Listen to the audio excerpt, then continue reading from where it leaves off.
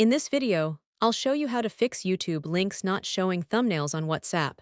First, make sure both WhatsApp and YouTube are updated to the latest version. Open your device's App Store, search for WhatsApp and YouTube, and install any available updates. Next, open YouTube and copy the video link again. To do this, open the video, tap Share, and then select Copy Link.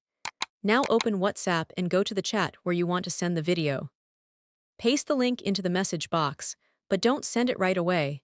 Wait a few seconds for WhatsApp to generate the preview. In many cases, the thumbnail will appear automatically. If the thumbnail still doesn't show, try clearing the app cache or refreshing the apps. On Android, open Settings, go to Apps, select WhatsApp, tap Storage, and then tap Clear Cache. Repeat the same steps for YouTube. After that, copy the YouTube link again and paste it into WhatsApp. The thumbnail preview should now load correctly.